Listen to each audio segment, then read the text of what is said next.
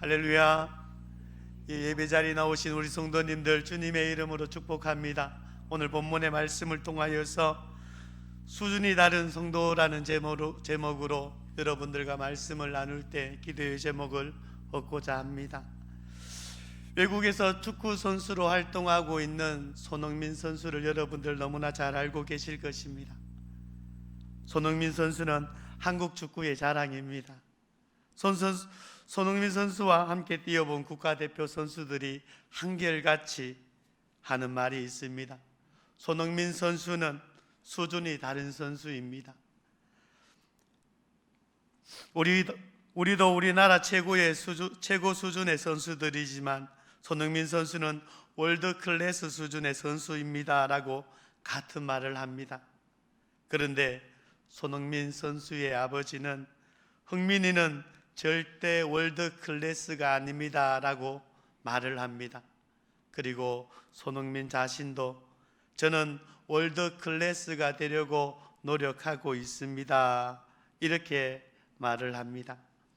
사람들은 이런 말을 들으면서 손흥민 선수는 축구 기량도 뛰어날 뿐만 아니라 그 인격 수준도 다른 진정한 월드 클래스라고 칭찬을 합니다. 그리고 여러분, 각 분야에서도 손흥민 선수와 같은 수준이 다른 사람들이 있습니다. 보통 사람들과는 재능이나 기량이 다르고 그리고 삶이나 인격의 수준이 다른 사람들이 있습니다. 그리고 신앙의 분야에서도 이처럼 수준이 다른 그리스도인들도 있습니다. 믿음의 수준이 다르고 삶의 수준이 다른 그리스도인들이 있습니다. 대표적인 예로 사도 바울을 들 수가 있습니다. 바울은 고린도전서 11장 1절 말씀에서 내가 그리스도를 본받는 자가 된 것 같이 너희는 나를 본받는 자가 되라 라고 말을 했습니다. 바울은 예수 그리스도를 만난 이후로 그리스도를 본받으려고 항상 힘써 왔습니다. 그래서 보통 사람들과는 수준이 다른 그리스도인이 된 것입니다. 그래서 바울은 우리도 자기처럼 그리스도를 본받으려고 힘쓰는 자가 되라 라고 말하고 있습니다. 그리고 우리도 자기처럼 수준이 다른 그리스도인이 돼야 할 것을 전하고 있습니다. 사랑하는 성도 여러분, 우리가 예수님을 믿으면 믿을수록 예수님을 닮아가야 하겠습니다. 그래서 세상 사람들과 구별되고 예수님을 향한 우리의 믿음과 삶의 그 수준이 다른 성도가 되어야 하겠습니다. 오늘 본문은 바울이 고린도 교회에 보낸 편지 내용의 일부입니다. 이 말씀 속에서 바울의 그 수준이 다른 모습을 우리는 발견할 수가 있습니다. 먼저 인격적인 수준이 다름을 확인할 수가 있습니다. 오늘 본문 1절 말씀을 함께 보시면은 너희를 대면하면 유순하고 떠나 있으면 너희에 대하여 담대한 나 바울은 이제 그리스도의 온유와 간용으로 친히 너희를 권하고 라고 말씀을 하고 있습니다. 이 말씀을 이해하려면 당시 상황을 살펴볼 필요가 있습니다. 고린도 교회는 바울이 세운 교회입니다. 고린도에서 18개월이나 머물면서 복음을 전했고 그리고 풍성한 복음의 열매가 맺어지게 되었습니다. 그로 인해서 교회를 세울 수가 있었습니다. 그리고 바울은 다른 지역 선교 사역을 위해서 고린도를 떠나게 되었습니다. 그런데 그 이후에 몇몇 복음 전도자들이 예루살렘으로부터 와서 고린도 교회에서 사역을 하게 되었는데 유감스럽게도 바울이 사도가 아니다 라고 공격을 하게 되었습니다. 또한 바울이 전한 복음은 문제가 있다 라고 그렇게 가르쳤습니다. 안타깝게도 이 고린도 교인들 가운데에서 동조자가 생기게 되었고 그로 인해서 바울을 지지하는 사람들과 갈등과 다툼을 발생하게 되었습니다. 사도 바울은 이 소식을 에베소에서 사역하고 있을 때 듣게 되었습니다. 그런데 사역으로 인해서 고린도에 갈 수가 없는 형편이었습니다. 그래서 편지를 쓰게 되었습니다. 1절을 다시 보시면은 대면하면 유순하고 떠나 있으면 너희에 대하여 담대한 나 바울은 이라고 말을 하고 있는데, 이 말은 바울이 직접 자신을 소개하기 위해서 한 말이 아닙니다. 고린도에서 바울을 비난하는 사람들이 바울에게 하는 그 말을 그대로 받아서 하는 말입니다. 그러니까 대면하면 유순하고 떠나 있으면 너희에 대하여 담대하다고 너희들이 이렇게 말하는 나 바울은, 이런 식의 말입니다. 여기서 대면하면 유순하고라는 이 말은 함께 있을 때는 아무 말도 못하던 바울이라는 뜻을 가지고 있습니다. 그리고 떠나 있으면 너희에 대하여 담대한이라는 말은 멀리 있을 때는 용감한 척, 대담한 척 말을 한다라는 뜻을 가지고 있습니다. 그러니까 이 말씀을 비속한 말로 풀이하자면은 비겁하게 같이 있을 때는 찍소리도 하지 못하다가 멀리 있으니 용감한 척, 이런 말 저런 말 우리에게 다 하는구나, 이런 뜻입니다. 고린도 교회에 들어온 거짓 사도들은 바울의 이러한 유순한 태도를 겁이 많고 소심한 모습이라고 비난을 한 것입니다. 10절에서도 바울의 이러한 모습을 소개하고 있는데 10절 말씀을 보시면은 그들의 말이 그의 편지들은 무게가 있고 힘이 있으나 그가 몸으로 대할 때는 약하고 그 말도 시원하지 않다 하니 라고 바울의 유순하고 온유한 태도에 대해서 비난하고 있음을 우리는 알 수가 있습니다. 그뿐만이 아니라 2절 상반절 말씀에 또한 보시면은 우리를 육신에 따라 행하는 자로 여기는 자들에 대하여 라고 말씀을 하고 있는데, 거짓 사도들은 바울을 육신에 거하는 자, 즉 자신의 유익에 따라서 사역을 하는 자로 비하하였습니다. 그러므로 바울은 고린도 교인들에게 자신을 변정할 수밖에 없는 상황이 되어버렸습니다. 그래서 바울은 그들의 말을 인용해서 그 비난이 옳지 않다 하는 사실을 오늘 본문에서 전하고 있는 것입니다. 바울의 입장에서 생각을 한번 해보겠습니다. 자기가 18개월이나 머물면서 혼신의 힘을 다해서 복음을 전했고, 그래서 교회가 세워졌습니다. 교인들 대부분 바울 때문에 예수님을 믿게 되었고 교회 생활을 하게 되었습니다. 그들은 바울의 제자였고 바울에게 사랑의 빚을 진 자들이었습니다. 그런데 누구인지도 알지도 못하는 사람들이 나타나서 자기를 비난하고 거짓 복음을 전합니다. 교인들 또한 그 말을 듣고 동조하고 바울을 욕하고 그리고 바울이 전한 복음을 부정합니다. 바울의 마음은 과연 어떠했을까요, 여러분? 그렇게 사랑했고 최선을 다해서 섬겼던 사람들에게 비난을 받게 된 것입니다. 아마도 아비가 자식에게 비난을 당하는 것처럼 마음이 아팠을 것입니다. 그리고 자기가 생명을 걸고 전한 복음이 부정당하게 된 것을 생각하면은 아마도 견디기 힘들 정도로 화가 났을 것입니다. 우리말에 피가 거꾸로 솟는다는 말이 있습니다. 피가 머리에 모인다는 뜻인데 너무 화가 나서 흥분한 상태를 비유적으로 나타낸 표현입니다. 아마도 바울은 고린도 교회의 소식을 듣고 피가 거꾸로 솟는 느낌을 받았을 것입니다. 그러나 화를 내거나 비난하지 않았습니다. 온유하게 대했고 간용을 베풀었습니다. 우리는 이 대목에서 바울의 수준이 다른 모습을 볼 수가 있습니다. 사랑하는 성도 여러분, 바울은 화를 내야 할 그 상황인데도 불구하고 화를 가라앉혔습니다. 비난을 해야 될 그 상황에서도 자제를 했습니다. 오히려 그런 상황에서도 온유, 부드러운 모습을 잃지 않았고 간용, 너그러운 모습을 보여주었습니다. 인격의 모습이 달라도 너무 다른 모습을 보여준 것입니다. 우리는 어떻습니까?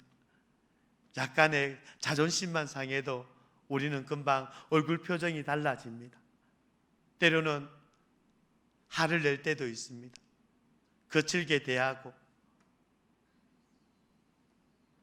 오늘 우리에게 하나님께서 기뻐하신 그 수준이 다른 성도의 모습 뿐만 아니라 오늘 바울이 보여주고 있는 이 수준이 다른 성도의 모습을 오늘 우리가 소유하기 위해서는 오늘 바울이 어떻게 해서 이렇게 간용과 온유한 모습으로 그 화가 나는 상황에서도, 그리고 비난해야 될 그 상황에서도 침착하게 그리스도의 사랑을 온전히 표현할 수 있었는지 우리는 함께 배워나가길 원합니다. 그렇다면 바울은 이렇게 할 수 있었던 그 이유가 무엇인지 오늘 1절 말씀에서 우리에게 알려주고 있습니다. 1절 후반절 말씀을 보시면은 그리스도의 온유와 간용으로 친히 너희를 권하고 라고 말씀을 하고 있습니다. 바울은 자기가 보이고 있는 그 모습이 그리스도께서 보여주신 온유와 간용이다라고 말을 하고 있는 것입니다. 그러니까 자기는 원래 이런 온유와 간용을 보일 수 있는 사람이 아닌데 그리스도를 본받으려고 힘쓰는 중에 이런 온유와 간용을 보일 수 있게 되었다라는 것을 말씀하고 있는 것입니다. 누가복음 23장 34절 말씀에 보시면은 이렇게 기록이 되어 있습니다. 이에 예수께서 이르시되 아버지 저들을 사하여 주옵소서 자기들이 하는 것을 알지 못함이니이다 라고 말씀을 하고 있습니다. 로마 군병들이 예수님을 모욕하고 조롱하고 채찍으로 치고 십자가에 못 박았습니다. 그러나 예수님께서는 그들에 대해서 화를 내시거나 욕을 하지 않으셨습니다. 온유하게 대하셨습니다. 용서를 빌며 간용의 모습을 보여주셨습니다. 아마도 바울은 이런 주님의 모습을 묵상했을 것입니다. 그리고 큰 위로와 용기를 얻었을 것입니다. 그러면서 자기도 주님처럼 해야겠다 하는 그 결단하는 모습을 가지게 되었고, 지금 참을 수 없는 그런 상황이지만은 그리스도의 온유와 간용으로 라는 말을 오늘 고린도 교회 대적자들에게 표현을 하고 있는 것입니다. 우리도 살다 보면 피가 거꾸로 솟는 느낌을 받을 때가 있습니다. 도저히 끓어오르는 분노를 어찌할 수 없을 때가 있습니다. 그때 바울처럼 우리도 주님을 생각해야 하겠습니다. 십자가의 고난을 당하시면서도 온유와 간용을 잃지 않으셨던 주님을 우리는 묵상해야 하겠습니다. 그리고 무엇보다도 나를 여전히 용서하시고 온유와 간용으로 품고 계시는 예수님의 그 사랑을 기억하며 그 사랑에 힘입어 주님처럼 온유한 모습으로 간용을 베풀 수 있어야 하겠습니다. 바로 이 모습이 오늘 우리를 수준이 다른 성도로 세워나갈 것입니다. 우리가 살아가는 일에 우리의 마음을, 우리의 생각을 계속해서 힘들게 하고 흔드는 상황들이 생기게 될 것입니다. 사람들을 만나게 될 것입니다. 그럼에도 불구하고 우리가 예수님의 그 사랑으로 베푸셨던, 우리를 살리시기 위해서 행하셨던 그 용서와 온유와 간용을 온전히 기억하시고 오늘 우리가 예수님처럼, 오늘 바울이 행동했던 것처럼 행동하실 수 있는 신앙의 모습 온전히 소유하시길 예수님의 이름으로 축복합니다. 그리고 두 번째로 생각의 수준이 다름을 확인할 수가 있습니다. 본문 3절 말씀에 보시면은 이렇게 말씀하고 있습니다. 우리가 육신으로 행하나 육신에 따라 싸우지 아니하노니. 그리고 여러분들 함께 7절 말씀을 이 시간 함께 합독하도록 하겠습니다. 너희는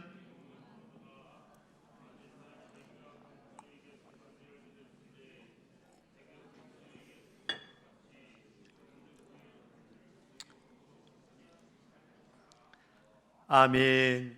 이 말씀 속에서 우리가 발견할 수 있는 것은 바울과 그 대적들 사이에 생각하는 관점이 다르다라는 것입니다. 우선 바울을 대적하는 사람들의 그 생각하는 관점은 그들은 고린도 교회 안에서 파벌 싸움에 몰두하고 있습니다. 왜냐하면 고린도 교회 안에는 여전히 바울을 따르는 추종 세력이 주도권을 잡고 있었기 때문입니다. 그래서 바울을 대적하는 사람들은 어떻게 하면 이 고린도 교회 안에서 세력을 키우고 고린도 교회 안에서 주도권을 잡을 수 있을까 하는 그 생각에 여념이 없었습니다.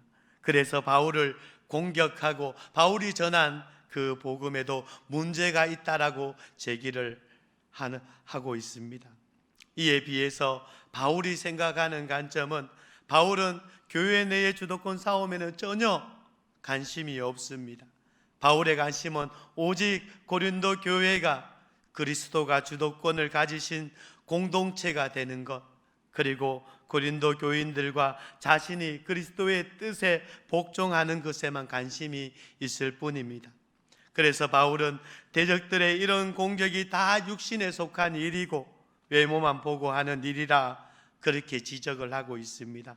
외모만 본다라는 것은 고린도 교인들이 거짓 사도들의 외형적인 모습에 빠져 판단이 흐려진 것에 대해 탄식하는 바울의 안타까운 마음이 내포되어 있는 말입니다. 그리고 이런 과정에서 그리스도의 주도권이 손상을 입을까 바울은 염려를 하고 있습니다. 우리는 이 대목에서 바울의 생각의 수준이 다른 모습을 또한 발견할 수가 있습니다. 교회 내에 분쟁이 일어났습니다.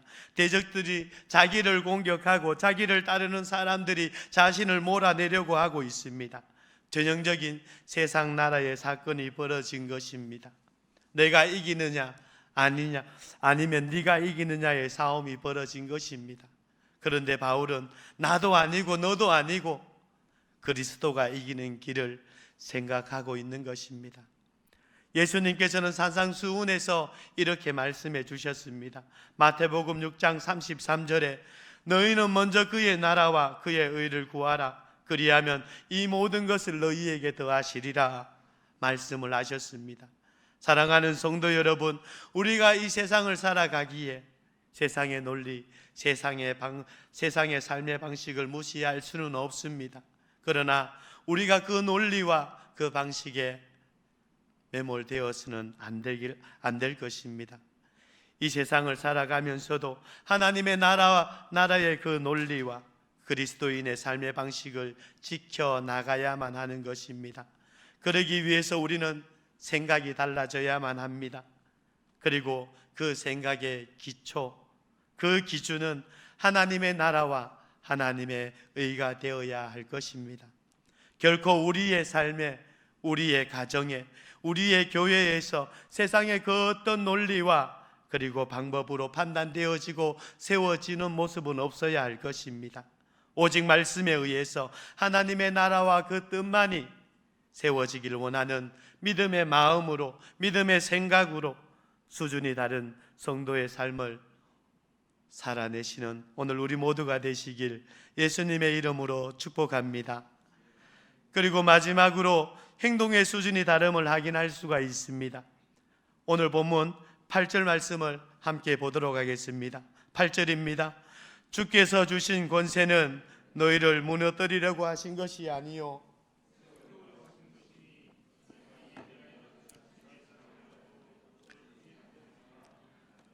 아멘. 우선 바울은 자기는 주께서 주신 권세를 가지고 있다라고 그렇게 말씀하고 있습니다. 그 권세가 무엇입니까? 고린도전서 9장 1절로 2절에서 이렇게 말해주고 있습니다.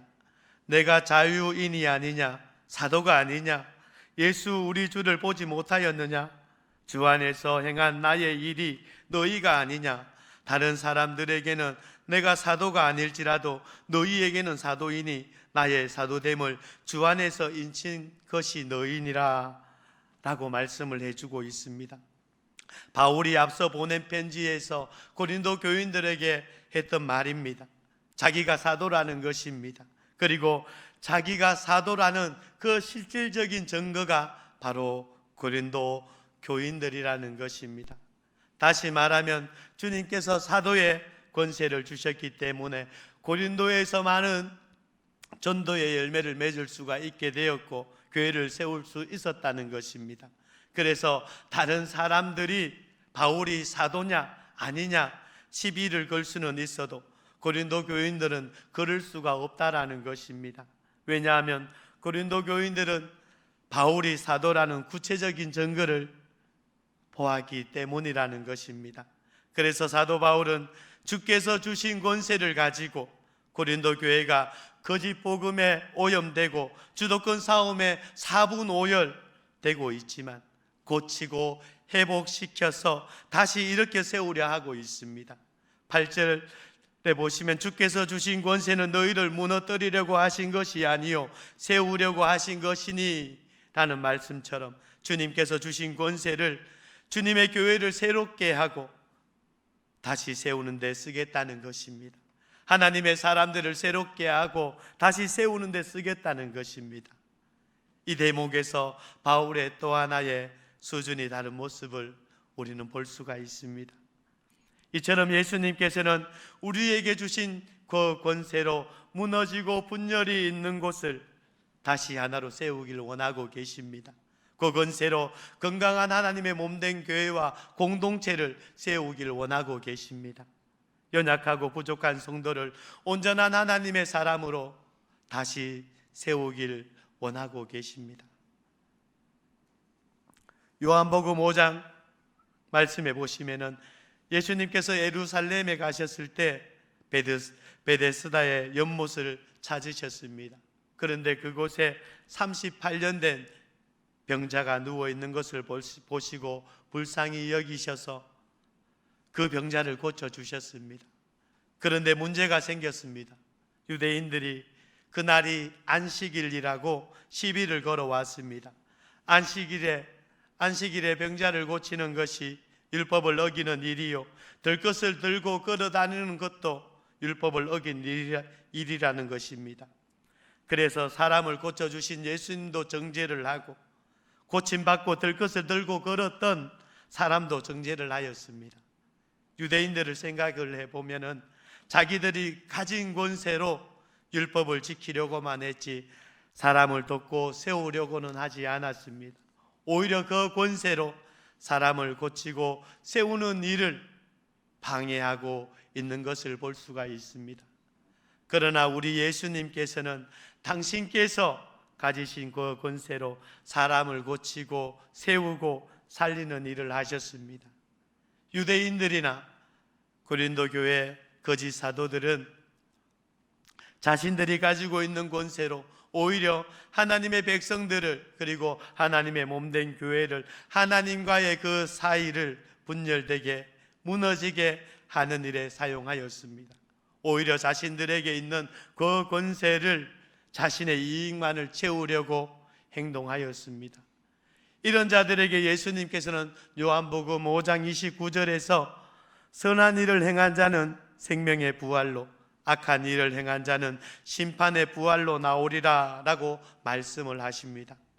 그러하기 때문에 오늘 그리스도의 제자로 부르심을 받은 우리는 예수 그리스도 안에서 하나님께서 우리에게 주신 것을 가지고 사람을 돕고 세우고 살리는 일에 힘써야 할 것입니다. 행여 그것으로 사람에게 자신을 인정받고자 자랑하는 데 서서는 안 될 뿐더러 행여 그것으로 다른 사람을 힘들게 하거나 억울한 일을 당하게 하는 일은 없어야 할 것입니다. 행여 그것으로 교회의 다툼이나 분열을 조장하는 일은 없어야 할 것입니다.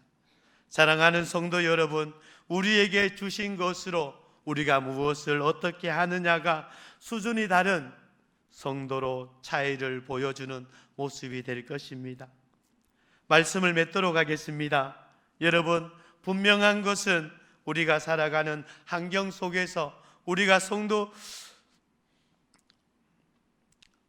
우리 성도들은 세상 사람들과 수준이 다른 사람들이어야 한다는 것입니다. 예수님으로부터 세상에 보냄을 받은 그리스도의 제자이기 때문에 그러하기에 우리는 날마다 주님을 본받아야 하고 주님의 마음을 품어야만 합니다. 우리의 인격의 수준이 분명하게 달라지게 될 것입니다. 주님처럼 우리가 생각하려고 할 때 우리의 생각의 그 수준이 분명하게 달라지게 될 것입니다.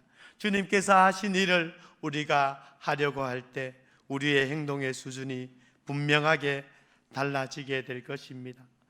우리를 살리기 위해서 하나님의 나라와 뜻을 위해 이 땅에 오셨고 고난 받으셨고 십자가에 죽으셨고 부활하시고 승천하신 우리 예수님을 우리가 날마다 본받아 부디 생명의 부활로 하나님 앞에 세워지는 그 영광의 모습을 사모하며 우리에게 주신 믿음과 사명을 통하여 하나님의 나라와 뜻을 세우는 수준이 다른 성도의 삶을 살아가는 오늘 우리 모두가 되시기를 예수님의 이름으로 축복합니다.